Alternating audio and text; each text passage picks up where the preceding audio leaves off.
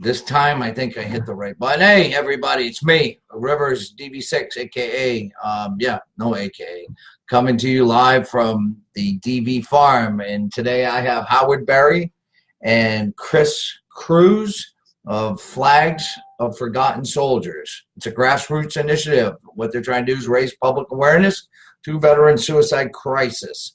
Mr. Berry is also the father of Staff Sergeant Joshua Berry, who is involved in the Fort Hood shooting in 2013. His son later became one of the 22. And since that time, Mr. Berry and Mr. Cruz here have both been punching hard back at Congress and the government and the VA, trying to help us veterans.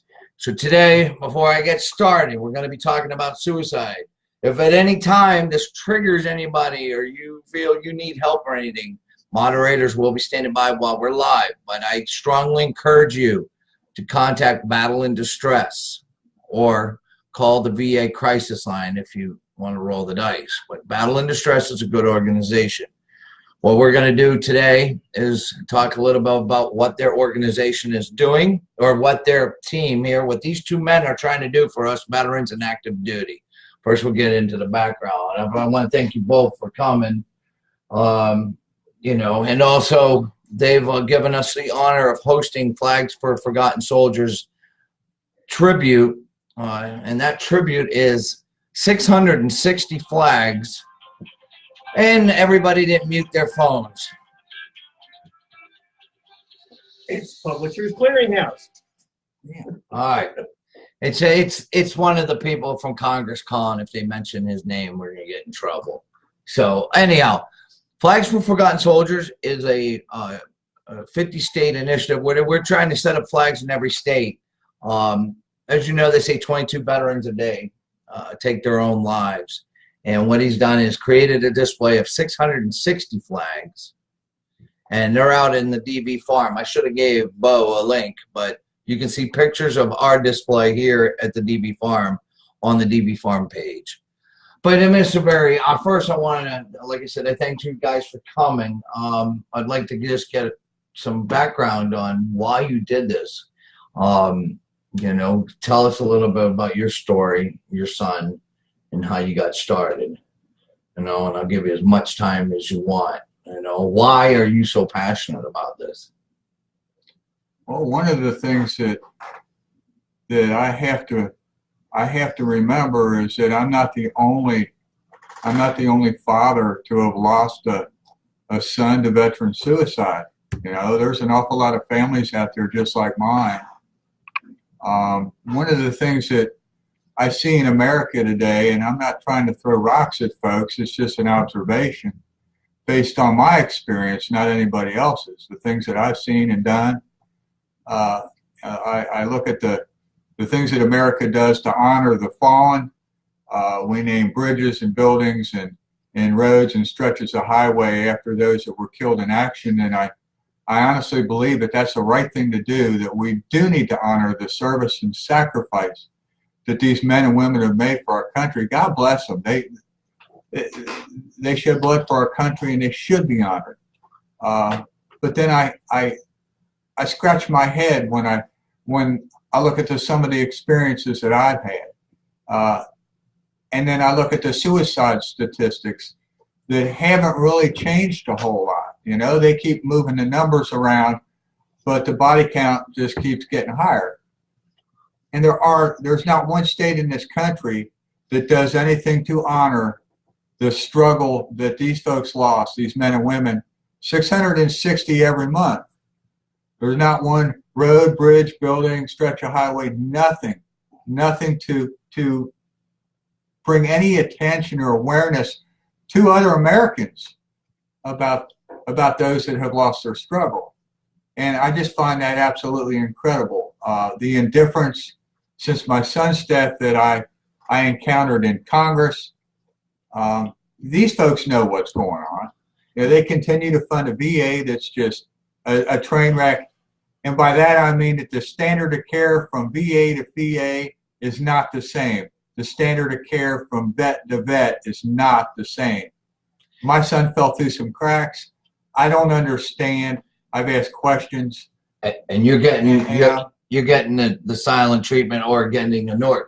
He brings up a lot. He's done so much to get this up on the front page of newspapers, and you've gotten on TV, and you're trying to raise this awareness. You've gone to town hall meetings. You've gone to congresspeople's offices. You've seen what vets go through just by what your son dealt with trying to get help. He was active duty, right?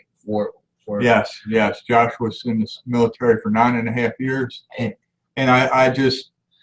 But what you're seeing is, you told me that there is a disconnect between Congress, the VA, and then the care that the soldiers get, or sailors, airmen, and Marines. But you had made a point that I want you to share with an analogy of if this was in the public's eye a different way.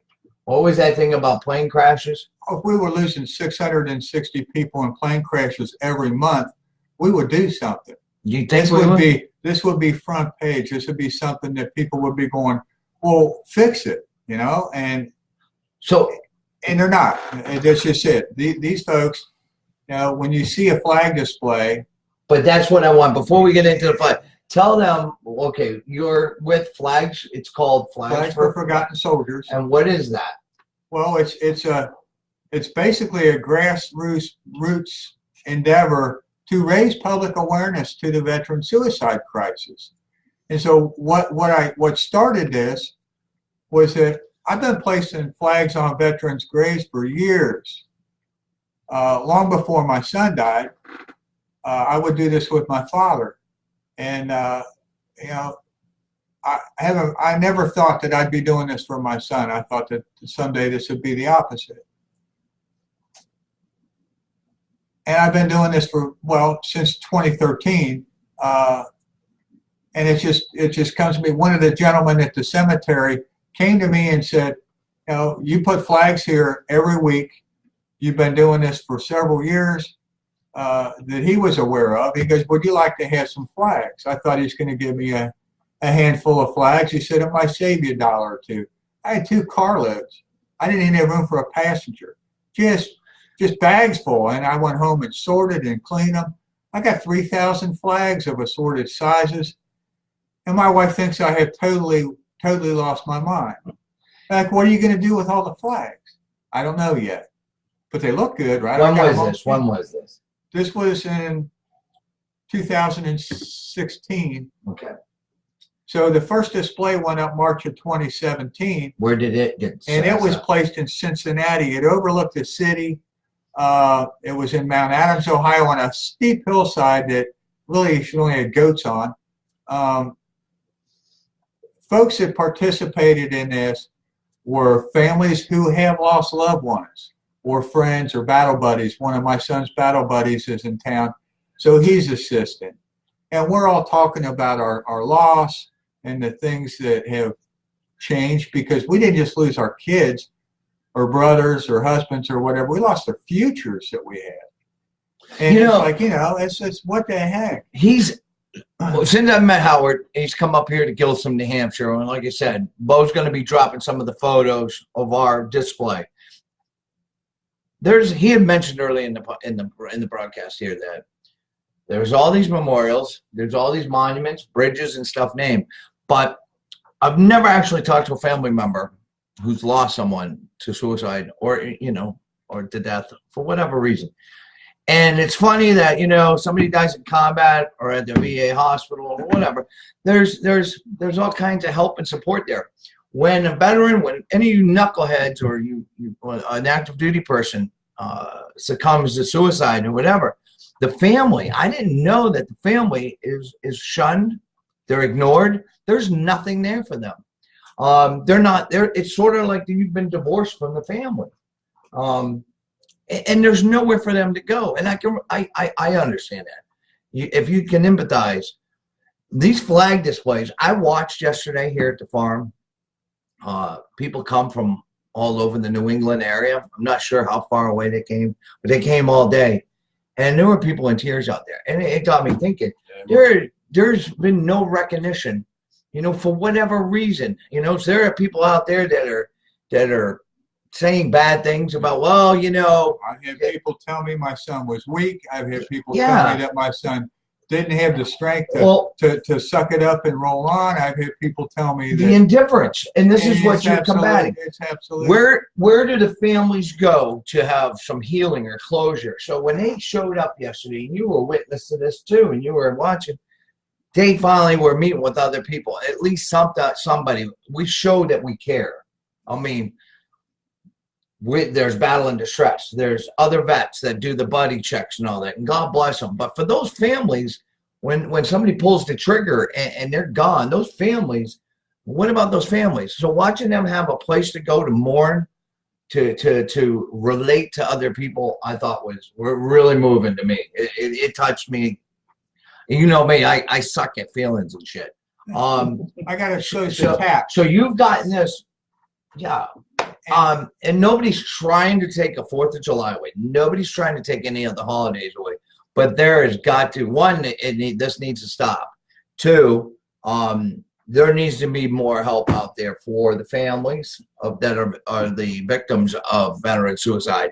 There needs to be a shit ton more help out there. And there's lots of help out there, but it's sort of like shooting in the dark with the VA.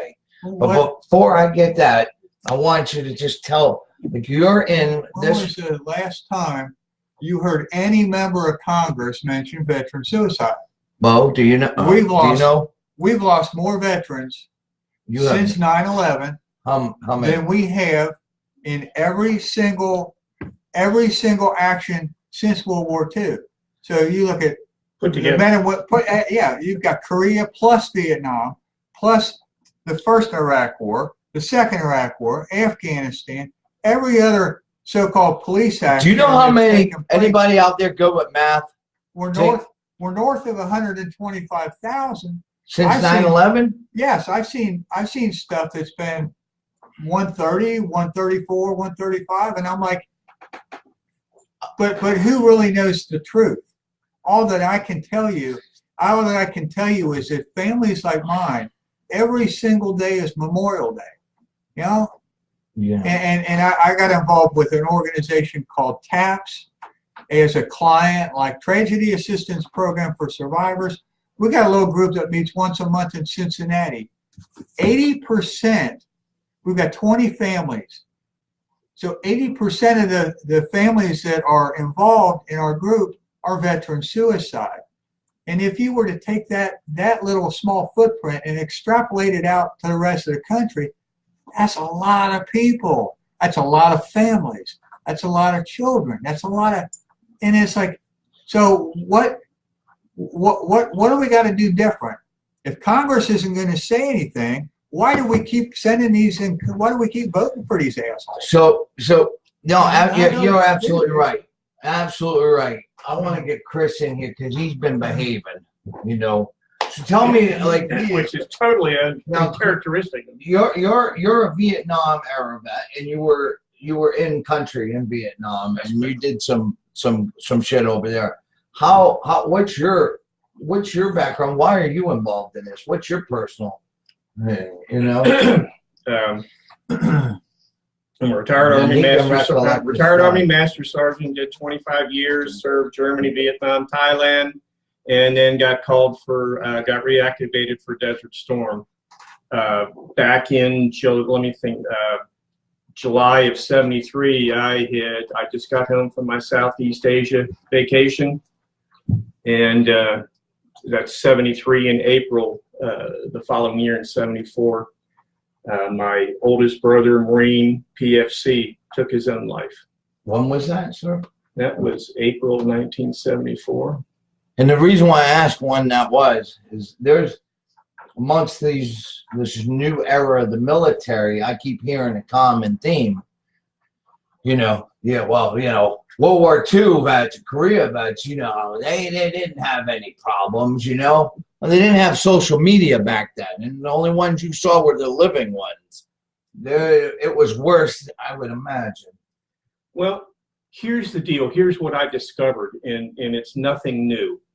If anyone out there is seeing this or listening to this right now, and you have the honor or the whatever it is, if you have a connection to someone who is a veteran and committed suicide, I don't have to tell you that it's a dirty little secret. I've seen the damage that it did to my family. The families, my family and families like them, everywhere, day after day, month after month, year after year, are suffering in silence, and they think they're all alone. So when a display goes up and families find out about it, we see things happen, changes start. Families show up and they start bringing memorabilia of the ones that they lost and placing mementos on, excuse me. All right. Placing mementos on flags. And the look in their eyes when they see, thank God we're not the only ones, because, it's bad enough that you're suffering, but you're suffering alone and you think that nobody cares. That's the deal. Nobody cares. If you'd lost your son or daughter to cancer, the whole community would be surrounded. That's a good. You would be golden if that was the situation. And it's almost like you've got a mass murderer in the family or something like that. That stigma needs to talk about it. Well, yes. and this is what a loss is a loss. Yeah. Well, a loss is a loss, but the stigma doesn't just come from and I'm looking at some of you folks out there. The stigma just doesn't come from society, the VA, and stuff like that. Within our own veterans, new era, old era, whatever, this whole thing about showing signs of weakness and all that, and stigmatizing it or ostracizing a vet that asks for help and everybody asks in their own different way. What these two gentlemen are trying to do, and if you want more information, we're talking to Howard Berry and Chris Cruz, Flags of Forgotten Soldiers. The links and information is in the podcast here, in the broadcast. You can find out more. If you want to help raise public awareness, you can get in touch with them through these links. They've got these public flag displays that they're trying to get in each and every state. All 50 states in the union. We're representing New Hampshire this year. 25. You've got up to 25 states now. 25. We're the 25th state to do this. They've tried doing it on BA hospital grounds in other states. It didn't work out so well. That's a whole nother show. But look, like Chris was saying, it's like you're ignored, you're forgotten, and you're disbarred from the family. The family, and this is a good reminder for you folks sitting on the fence, thinking about, and every day can be a struggle. I understand that. I work the DV page. I know what my moderators are dealing with. But, ask for help and all that. And there's plenty out there. You come to our page or whatever. But if you do take your life, you're not hurting yourself. You're not. You can see the pain in these survivors here of family members. So what I like to do, look, and let's swing it back to, look, the pros of this are seeing the families that came out here, the little kids that helped set up flags, the community that came out.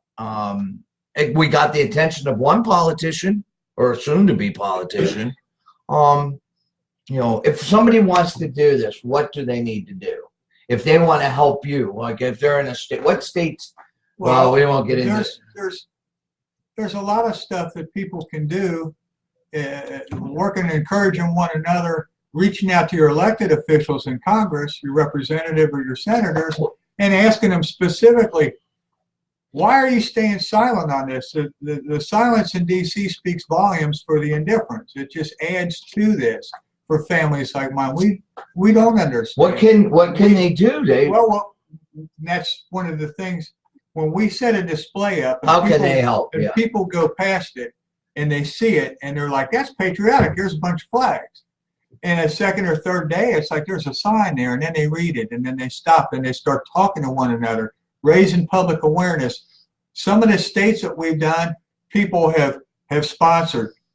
Chris's folks in North Carolina put a display up in Western North Carolina, and they sponsored a display. So basically what they did, they donated enough money to fund a flag display that was used in North Dakota.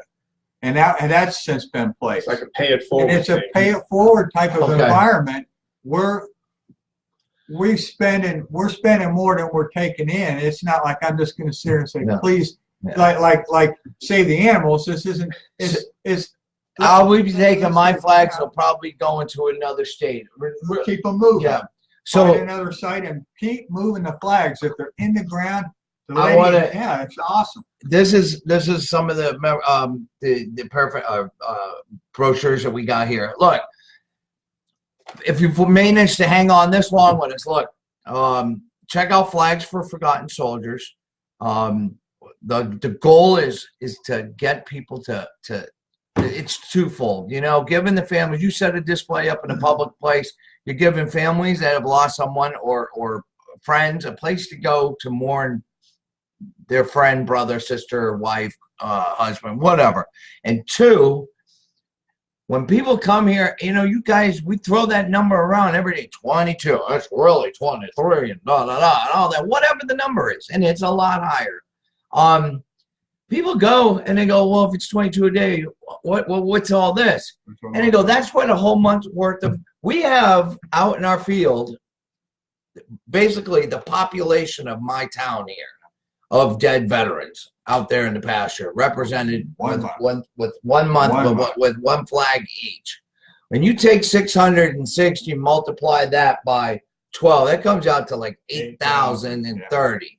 I mean, you're losing the equivalent of small town every year. Not my town, but look, Flags for Forgotten Soldiers. I'm honored to represent New Hampshire. I would like to talk to you more in the future, bring you back on DV radio, and I hope, look, it's not just, yes, we got the crisis line and this and that. There are fundamentally things need to change in society where it's acceptable to ask for help. Active duty personnel need to be properly deprogrammed when they come back from a combat theater, not be stigmatized for asking for help, veterans need to be able to go to the VA for care and not in fear of losing their weapons licenses and stuff like that. How many vets out there go and they encourage you to open up? Now I'm speaking from personal experience and from knowing from friends. You know, go ahead, you can tell me anything, and you tell that shrink, whatever, and next thing you know, you got BA cops behind you because you scared her. There's a whole myriad of stuff that needs to change, but it's not going to happen unless people care. So set up the flags. Check out Flags for Forgotten Soldiers. And if you're in Gilsum, New Hampshire, this display is open to the public 7 days a week. Go to the DV Farm page to learn, to figure out how to get here, or you can contact us at the DV Farm. You can send an email to info@dvfarm.org if you'd like to see our display. I got to say, I applaud you for the work. I truly respect what you're doing, you know, to take your son's death and to turn it into a mission. You know, you're affecting a lot more people than you know. You're giving hope, and I really respect that. And I hope that we do. I talk to you next year, and we have all 50 states covered. That's what I'm hoping that we can put together a book with photographs from each state and a story about a veteran that lost their struggle from each state, and then, you know, like a very unpopular coffee table book, you know, that you can give to your other veteran friends, because it's going to be hard to read it, but it's the truth. And to just go ahead and put that out there. And we'll use the money to continue to fund flags, pay phone bills, you know, what's this about somebody else's phone acting up? Yeah. Hold on, I'm just going to hang up on them. But All right. I'd like to be able to contribute to support not only the vets, what's happening here at DV Farm, the vets on this side of the grass. All right. In support. Sorry, we're gonna have to go. But listen. Before I go, I just gotta let you know that Mr. Berry here, the father of Staff Sergeant, the late Staff Sergeant Berry, has a great sense of humor, and he likes to nickname people too. And the favorite story he told me before, I'll tell you real quick, is he was chasing his congressman down the hallway up in Washington somewhere, and this guy's forever ignoring him, trying to get away. My congressman. And we won't say any names, but he kept calling him Bergdahl, whatever his last name was, and a reporter, Congressman Bergdahl, and somebody goes, Why do you call him Congressman Bergdahl? Because he's always running away from problems. Running away. Avoid. Running away from his duty. Well, everybody, thank you for watching this. Please like and share the video. If you like what we're doing here at DV, go leave us a review, positive comment, and don't forget to shop mydvstore.com and support what we do. Thank you. Thank you. Thank you. All right. All right. Put my pants on now, right? You can put your pants back on now.